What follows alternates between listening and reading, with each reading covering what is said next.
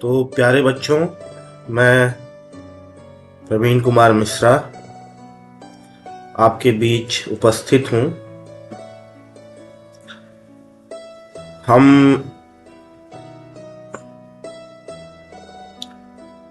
आपको, आप देख सकते हैं, जैसे यहाँ पे आप टाइप करेंगे इंटरनेट पे गीता सेवा ट्रस्ट, इस लिंक को ओपन करेंगे तो ये गीता सेवा खुल जाएगा। दरअसल बात ये है कि हमारे देश में हमारे जो ज्ञान की परंपरा रही है वो बहुत ही अद्भुत रही है, और उसी के जेम्स गीता प्रेस गोरखपुर के जो प्रधान संपादक थे श्री हनुमान प्रसाद पोद्दार जी, और गीता प्रेस गोरखपुर के संस्थापक सदस्य श्री जयदयाल गोयनका जी, इन लोगों के अथक प्रयास से गीता प्रेस की स्थापना हुई। और गीता प्रेस ने भारत की बहुत ही अधिक सेवा की है। किस मामले में की है? हमारे जो प्राचीन ज्ञान के जो स्रोत हैं उनको प्रिजर्व करने में और उनको बनाए रखने में, तो उसी गीता प्रेस गोरखपुर से संबंधित एक गीता सेवा ट्रस्ट है। उन्होंने, जैसे आप देख सकते हैं यहाँ पे श्री जयदयाल गोयनका जी की पुस्तकें हैं, श्री हनुमान प्रसाद पोद्दार की पुस्तकें हैं, स्वामी राम सुखदास जी की पुस्तकें हैं। ये सब बहुत ही अच्छी अच्छी पुस्तकें हैं इसमें। और आप देख सकते हैं यहाँ पे कल्याण है जो मासिक पत्रिका के रूप में आती है, कल्पतरु, गीत गोविंद, ठीक है। ये सारी चीजें इसमें, मतलब इसमें हर चीज आपके बेनिफिट के लिए और बहुत बेहतरीन चीजें हैं। तो हमारा वीडियो बनाने का पर्पस ये है कि हम धीरे धीरे करके, थोड़ा थोड़ा करके, यहाँ पे जो अच्छी अच्छी पुस्तकें हैं जिनसे आपको बेनिफिट मिल सकता है आपकी पढ़ाई लिखाई के दौरान और आपके ओवरऑल वेलबीइंग में, उनको थोड़ा डिस्कस करेंगे। मैं जानता हूँ ज़्यादातर जो इंग्लिश मीडियम के बच्चे होते हैं उनको हिंदी समझने में प्रॉब्लम होती है, इसीलिए मैं इंटरफेस के रूप में काम करूँगा और आपको सारी चीज़ें एकदम स्पष्ट रूप से समझ में आएंगी। तो आज हम जो पुस्तक पढ़ने वाले हैं वो पुस्तक है ब्रह्मचर्य। इसको हम लोग थोड़ा थोड़ा करके, प्रतिदिन थोड़ा थोड़ा करके थोड़ा थोड़ा पढ़ेंगे। रेगुलरली वीडियोस आते रहेंगे, आप सेक्शन बाय सेक्शन उसको पढ़ते रहेंगे, समझते रहेंगे। जो चीज़ें आपके काम की हैं और अभी आपके यूज़ में आ सकती हैं वही चीज़ें रहेंगी। हालांकि एक अगर नज़र से देखा जाए तो हर व्यक्ति को, उस छात्र हो चाहे कोई भी हो, उसको स्वाध्याय तो करना ही चाहिए। स्वाध्याय के दृष्टिकोण से अगर हम देखें तो यहाँ पर जितनी भी पुस्तकें हैं इन महापुरुषों के द्वारा जो लिखी गई हैं वो सब आपके काम की हैं और सब जीवन को बहुत ही उच्च श्रेणी का बनाने में सहायक होंगे। तो चलिए देर नहीं करते हैं और पुस्तक को ओपन करते हैं, पुस्तक पढ़ें। हम खोल लेते हैं प्रथम पृष्ठ। प्रथम पृष्ठ पे लिखा हुआ है ब्रह्मचर्य। प्रार्थना की गई है, त्वमेव माता च पिता त्वमेव, त्वमेव बंधुश्च सखा त्वमेव, त्वमेव विद्या द्रविणम त्वमेव, त्वमेव सर्वम मम देव देव। ये प्रार्थना है। इस पुस्तक के रचयिता हैं श्रद्धेय श्री हनुमान प्रसाद पोद्दार जी। ये महापुरुष रहे हैं। अभी आप लोगों को इसका भान नहीं होगा, ये भगवत प्राप्त संत रहे हैं, गृहस्थ आश्रम में रहे हैं। मतलब इन्होंने संन्यास आदि नहीं लिया था, एक सामान्य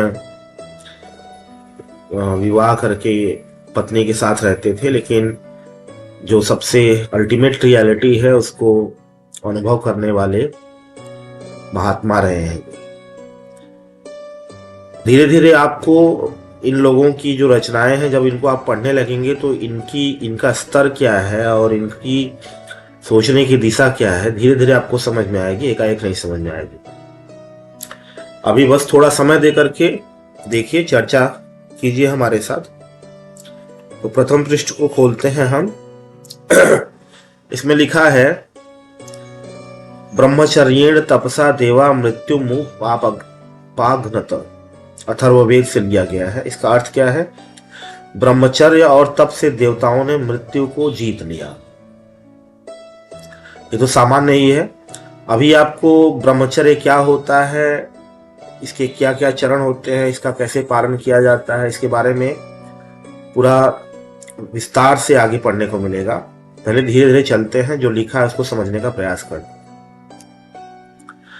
जिस देश में प्रत्येक बालक के लिए ब्रह्मचर्य अनिवार्य था, जिस जाति की समुन्नति 4 नियमित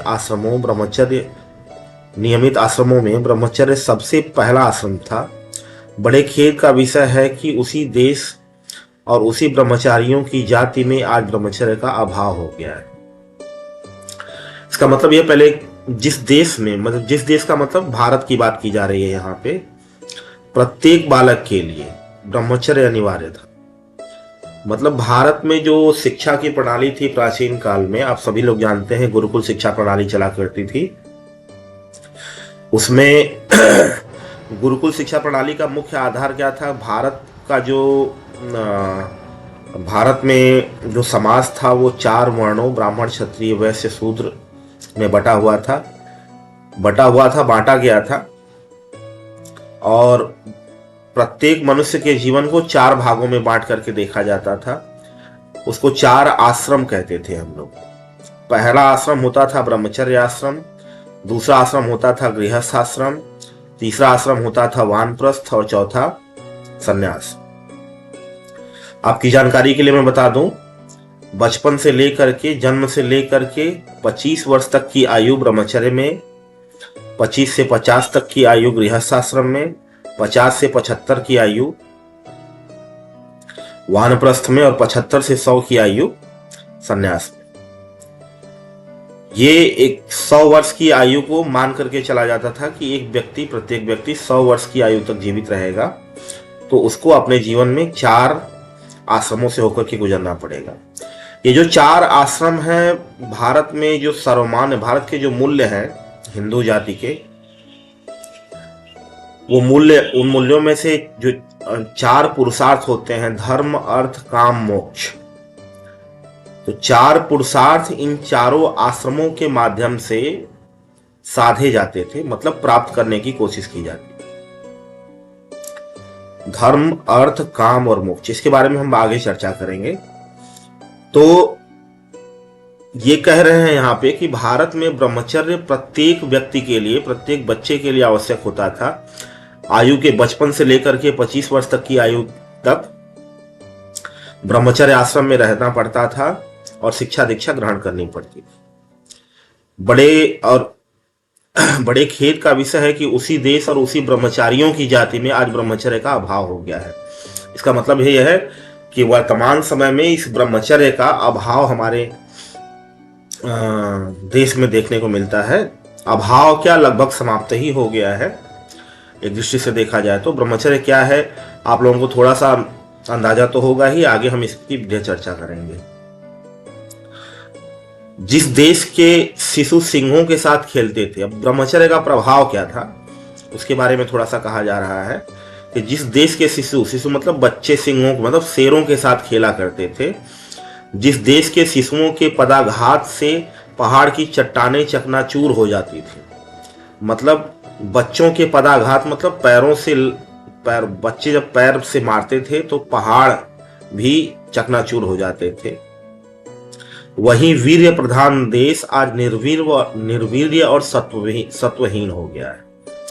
वहीं वीर्य प्रधान मतलब ये ब्रह्मचर्य की बात की जा रही है कि एक्चुअली ब्रह्मचर्य में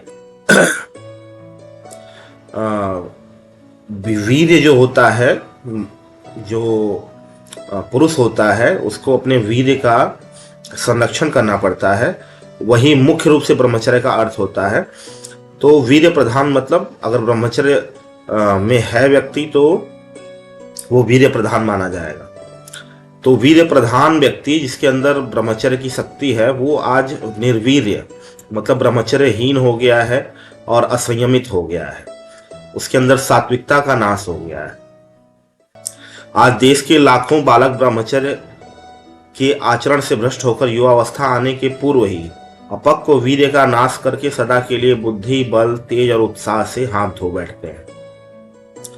मतलब ये कह रहे हैं कि इस समय जो वर्तमान स्थिति है उसमें जो युवक हैं वो युवा अवस्था आने से पूर्व ही ब्रह्मचर्य का नाश कर देते हैं, जिसके कारण वो उनकी जो बुद्धि बलवान होनी चाहिए थी, जो उनके अंदर बल होना चाहिए था, जो तेजस्विता ओजस्विता होनी चाहिए थी, जो उत्साह होना चाहिए था उनके जीवन में, वीर्य धारण के कारण मतलब ब्रह्मचर्य धारण के कारण उससे वे हाथ धो बैठते हैं।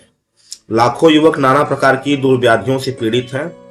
दुर्व्याधियों का मतलब है बहुत सारी बीमारियों से पीड़ित हो जाते हैं, एंजाइटी, डिप्रेशन और तमाम तरीके की चीजों से।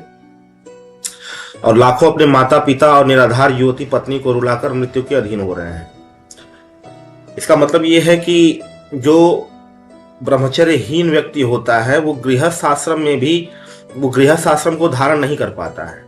गृहस्थ आश्रम वो वो अलग बात है कि आजकल मौज मस्ती के लिए लोग समझते हैं कि विवाह करना मौज मस्ती का काम है, लेकिन सच्चाई ये है कि विवाह करके गृहस्थ आश्रम में प्रवेश करना एक बहुत ही बड़े कर्तव्य के पालन की ओर ले जाता है व्यक्ति को, और उसके लिए व्यक्ति को बहुत ही मजबूत होना चाहिए। तो जो 25 वर्ष की आयु तक ब्रह्मचर्य में रह करके जो मजबूती प्राप्त होती थी वो तो रह नहीं गई। अब रह नहीं गई तो गृहस्थ आश्रम को वो सही तरीके से चला नहीं पाते हैं, अपने माता पिता पे बोझ बन जाते हैं, और अपनी पत्नी को भी, जो युवती पत्नी है उसको भी तमाम प्रकार से जो है तमाम तरीके की मानसिक से लेकर शारीरिक यातनाएं पहुंचाते हैं और स्वयं भी मृत्यु के अधीन हो जाते हैं। संयम, नियम, साधन, सुख और मनुष्यत्व का तो भीषण ह्रास हो रहा है। मतलब ये भारत की वर्तमान स्थिति के बारे में है। संयम, नियम, साधन, सुख और मनुष्यत्व। संयम का मतलब समझ ही रहे हैं आप लोग, नियम का मतलब भी समझ रहे हैं, साधन, सुख और मनुष्यत्व, मनुष्यता का भीषण ह्रास हो रहा है। इसका मतलब बहुत ही तेजी से गिर रहा है, बहुत ही विनाश की तरफ गति है इसकी। इस दुर्दशाग्रस्त देश की रक्षा ब्रह्मचर्य की पुनः प्रतिष्ठा से हो सकती है। भारत की जो ये दुर्दशा हुई है, भारत के युवाओं की मुख्य रूप से जो दुर्दशा हुई है वो किस लिए हुई है? उनके ब्रह्मचर्यहीनता के लिए हुई है। और इसकी प्रतिष्ठा भी किससे हो सकती है? ब्रह्मचर्य की पुनः प्रतिष्ठा अगर की जाए, ब्रह्मचर्य के मूल्यों को, ब्रह्मचर्य के महत्व को अगर युवाओं के अंदर फिर से प्रेषित किया जाए तो भारत अपनी दुर्दशा से बाहर निकल सकता है।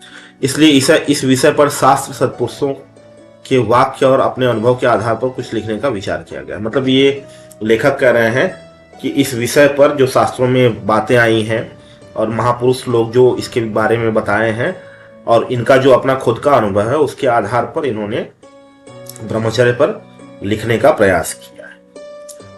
तो ये पहला पेज था। अभी आज के लिए इतना ही।